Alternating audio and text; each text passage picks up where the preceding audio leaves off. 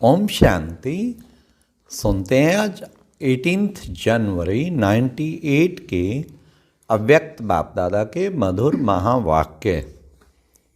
आज की अव्यक्त मुरली के 4 क्वेश्चन। नंबर 1, बाप समान बनने का सबसे सहज साधन क्या है? नंबर 2, कौन सी छत्र छाया में माया आ नहीं सकती?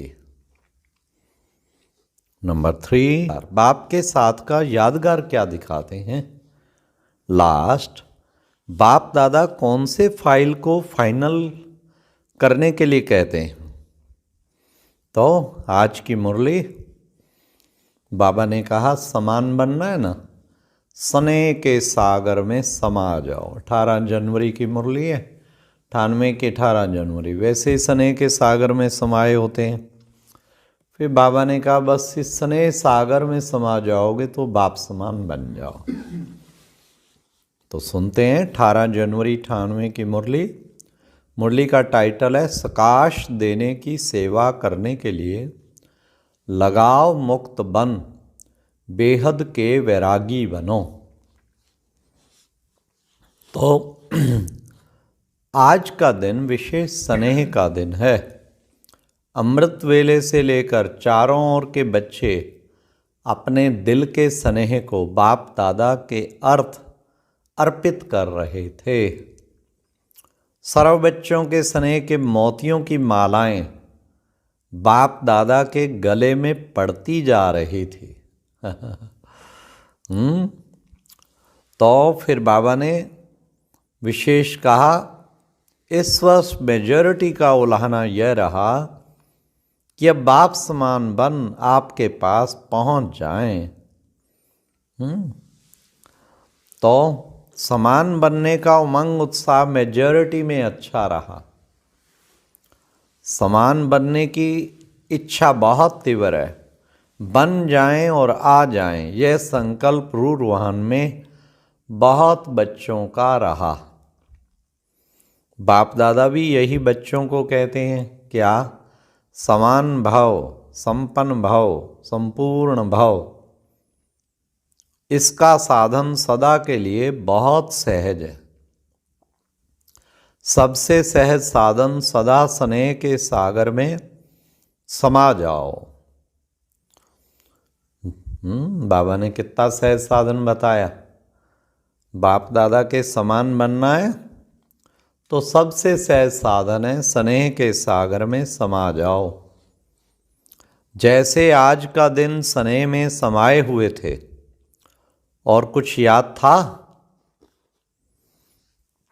सिवाय बाप दादा के? और कुछ याद रहा? उठते बैठते स्नेह में समाये रहे।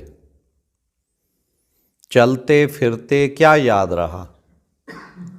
ब्रह्मा बाप के चरित्र और चित्र भी सामने रहा और चरित्र भी स्मृति में रहे। सभी ने स्नेह का अनुभव आज विशेष किया ना। मेहनत लगी, सहज हो गया ना। स्नेह ऐसी शक्ति है जो सब कुछ भुला देती है। ना देह याद आती, ना देह की दुनिया याद आती। स्नेह मेहनत से छुड़ा देता है। जहां मोहब्बत होती है वहां मेहनत नहीं होती। स्नेह सदा सहज बाप दादा का हाथ अपने ऊपर अनुभव कराता है। स्नेह छत्र छाया बन माया जीत बना देता है। कितनी भी बड़ी समस्या रूपी पहाड़ हो, स्नेह पहाड़ को भी पानी जैसा हल्का बना देता है। तो स्नेह में रहना आता है ना। आज रहकर देखा ना, कुछ याद रहा? नहीं रहा ना। बाबा बाबा बाबा एक ही याद में लवलीन रहे ना। तो बाप दादा कहते हैं और कोई पुरुषार्थ नहीं करो, बस स्नेह के सागर में समा जाओ। समा जाओ बाबा के प्यार में। समाना आता है। कभी कभी बच्चे स्नेह के सागर में समाते हैं, लेकिन थोड़ा सा समय समाया फिर बाहर निकल आते हैं। अभी अभी कहेंगे बाबा, मीठा बाबा, प्यारा बाबा, और अभी अभी बाहर निकलते और बातों में लग जाते हैं। बस सिर्फ थोड़ी सी जैसे कोई डुबकी लगा के निकल आता है ना, ऐसे स्नेह में समाया, डुबकी लगाई, निकल आए। समाये रहो तो स्नेह की शक्ति सबसे सहज मुक्त कर देगी। स्नेह की शक्ति सबसे सहज मुक्त कर देगी। सभी बच्चों को ब्राह्मण जन्म के आदि का अनुभव स्नेह ने ब्राह्मण बनाया ना, स्नेह ने परिवर्तन किया। अपने जन्म के आदि समय का अनुभव याद है ना। ज्ञान और योग तो मिला, लेकिन स्नेह ने आकर्षित कर बाप का बनाया। अगर सदा स्नेह की शक्ति में रहो तो सदा के लिए मेहनत से मुक्त हो जाएंगे। वैसे भी मुक्ति वर्ष मना रहे हैं ना, तो मेहनत से भी मुक्त उसका साधन है स्नेह में समाये हुए रहो। स्नेह का अनुभव सभी को है ना, या नहीं है? अगर किसी से भी पूछेंगे कि बाप दादा से सबसे ज्यादा स्नेह किसका है, तो सभी हाथ उठाएंगे मेरा है। सबने हाथ हिलाया ना। साइलेंस का हाथ उठाओ, आवाज वाला नहीं। तो बाप दादा आज यही कहते हैं कि स्नेह की शक्ति सदा कार्य में लगाओ। सहज है ना। योग लगाते हो, देह भूल जाए, देह की दुनिया भूल जाए, माया जीत बने। जब, अब बड़े ध्यान से सुनना, जब स्नेह की छत्र छाया में रहेंगे तो स्नेह की छत्र छाया के अंदर माया नहीं आ सकती। भगवानोवाच, स्नेह की छत्र छाया में माया नहीं आ सकती। स्नेह के सागर के बाहर आते हो ना तो माया देख लेती है। और अपना बना लेती है। निकलो ही नहीं, समाये रहो। स्नेही कोई भी कार्य करते हुए स्नेही को नहीं भूल सकता, कदापि नहीं। स्नेह में खोया हुआ हर कार्य करता है। तो जैसे आज के दिन खोए रहे, तो ऐसे सदा स्नेह में नहीं रह सकते हो क्या? स्नेह सहज ही समान बना देगा, क्योंकि जिसके साथ स्नेह है उस जैसा बनना यह मुश्किल नहीं होता है। ब्रह्मा बाप से दिल का प्यार है। ब्रह्मा बाप का भी बच्चों से अति स्नेह है। सदा एक एक बच्चे को इमर्ज कर विशेष समान बनने की सकाश देते रहते हैं। जैसे पास्ट जीवन में एक एक रतन को देखते, हर एक रतन के मूल्य को जानते, विशेष कार्य में लगाते, ऐसे अभी भी एक एक रतन को विशेष रूप से विशेषता को कार्य में लगाने का सदा संकल्प देते रहते और हर एक की विशेषता की वाह वाह गाते रहते। वाह मेरा अमूल्य रतन।